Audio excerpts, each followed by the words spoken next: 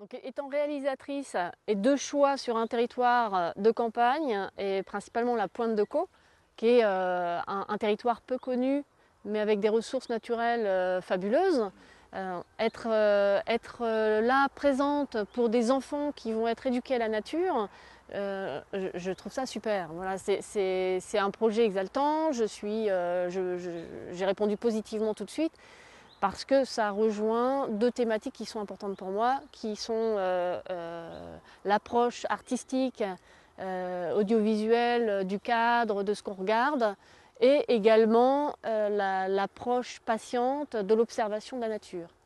Mon rôle auprès des enfants va être de les aider techniquement à pouvoir témoigner de leur expérience.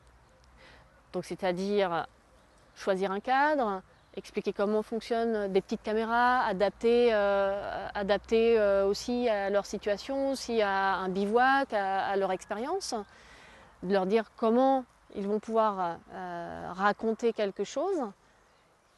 Et puis également, ça va être de les accompagner sur après le propos. Qu'est-ce qu'ils vont pouvoir mettre en place pour que ça constitue un film. C'est l'expérience d'un réalisateur. Puis après, une fois qu'ils auront collecté un certain nombre d'images, qu'ils auront travaillé à ce récit, mon rôle va être aussi de les accompagner dans le montage. Alors, qu'est-ce que c'est qu'un banc de montage? Qu'est-ce qu'on raconte? Qu'est-ce qu'on fait dire à une image? Et qu'est-ce qu'on veut transmettre après? Qu'est-ce qu'ils vont vouloir transmettre en tant que témoins de cette expérience? Les jeunes ont l'habitude de filmer avec des téléphones portables. C'est assez simple pour eux, c'est intuitif.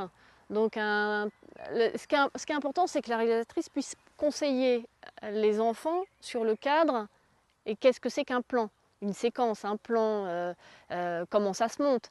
Et après, quelle que soit la caméra, peu importe. Je propose de travailler avec deux enfants.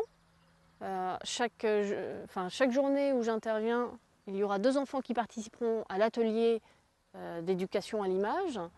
Et ces deux enfants seront formés et au son et à l'image. Parce que sans son, on perd le témoignage.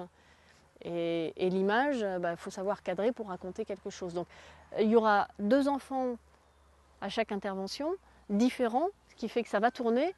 Et sur l'année, tout le monde aura fait partie de l'atelier d'éducation à l'image et tout le monde aura raconté un petit fragment du film qui sera constitué, qui sera monté au final par les enfants.